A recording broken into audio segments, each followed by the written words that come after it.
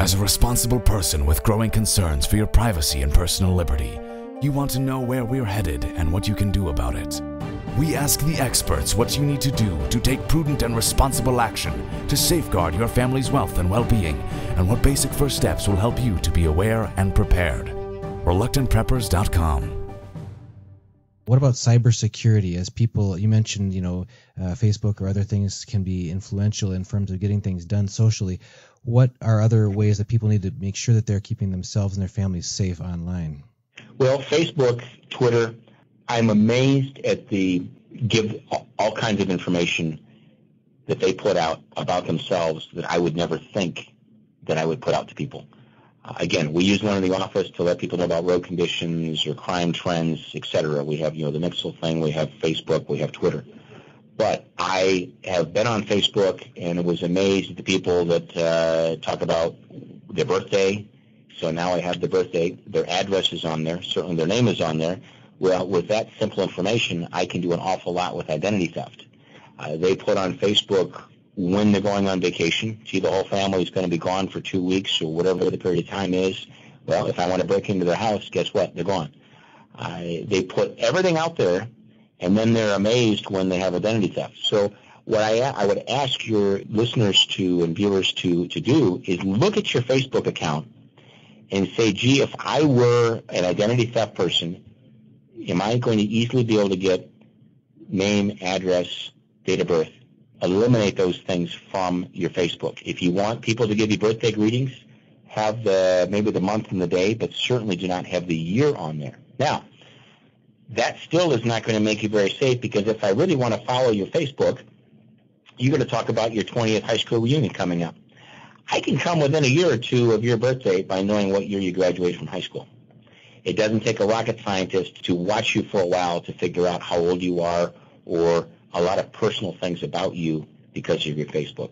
I know there are privacy settings on Facebook, and the default is to not have those privacy settings, so please go to your Facebook account, and if you want to share all those things with people, then please limit who you share that with instead of having it open to everyone.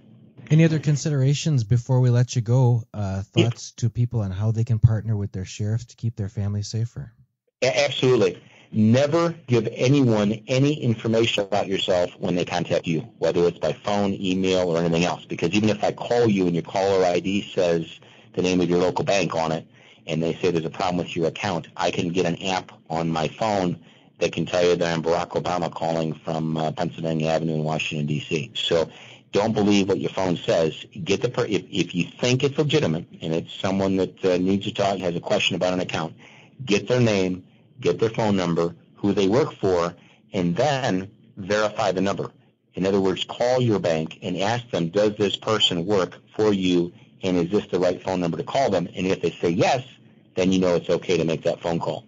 I just, a week ago, my father-in-law, who's elderly, has a Facebook account, and he is a little hard of hearing, got a phone call from a panicked young man saying that he was his grandson and that he was involved in a crash, and he doesn't want his parents knowing that he was in a crash, and he needs $1,500 to get out of jail, and he'll pay him back after he gets out of jail, but he needs the money right now. Please wire the money.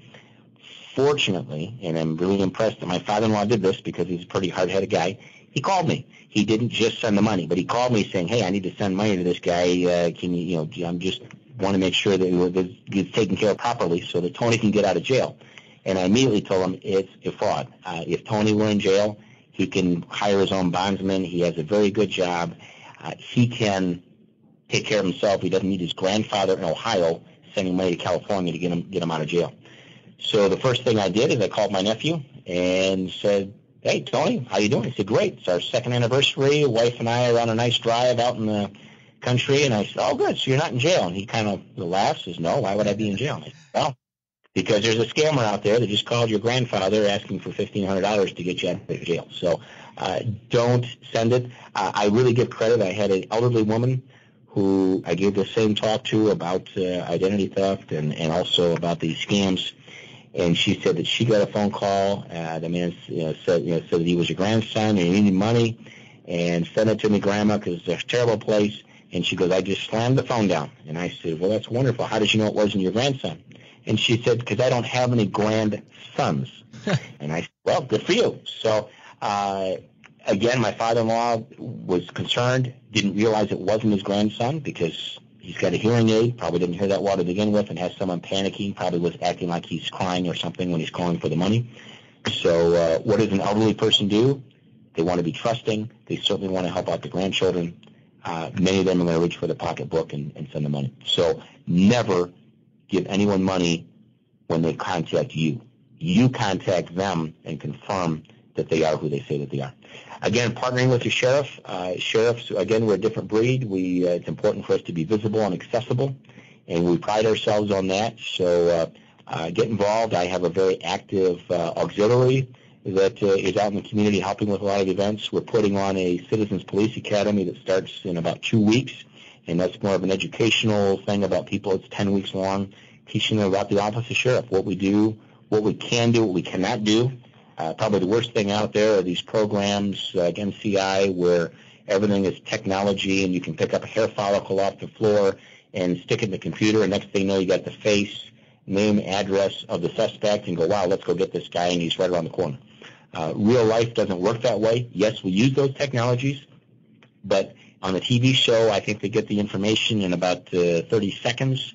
We're lucky to have it in 30 days. Yeah, right. That bothers me every time we see a show like that. I just think that the people who must be the most in pain watching that are the people who do the real work and see that it's not like that at all. Yeah, I can't watch those shows because my wife keeps saying, it's just a TV show, Mark.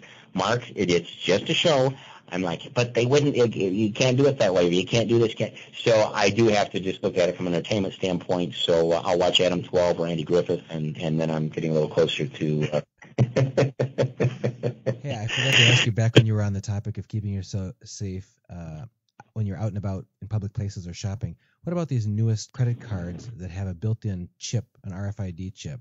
What consideration should people have about that kind of? Actually, we have, for people that live in Wood County that want to stop by the office, we have a little envelope that you put the card into, and it blocks the chip. For people that don't know what that is, what the credit card companies have done, and it's because people must want this because they wouldn't do it if people didn't want to do it.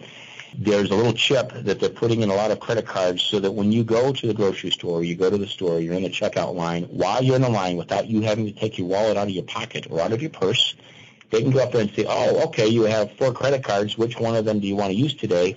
And you don't even have to take your wallet out because they have it on their little screen.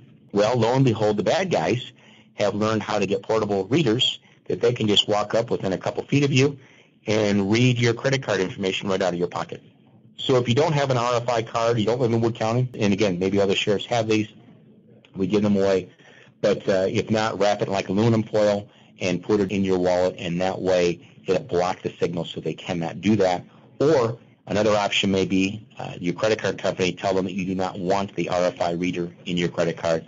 I certainly, yes, it's a little bit of a pain reaching behind, pulling my wallet out of my pocket, but I'm willing to do that to keep from having the bad guys read all my credit card information out of my pocket. Well, Sheriff Mark Wasylyshyn, thank you so much for spending this time with us to help our Reluctant Preppers viewers understand things that they can do to help increase their family's safety and security, and also partner with their local sheriff to improve the safety of their community. Thank you so much for being here. My pleasure. Thank you.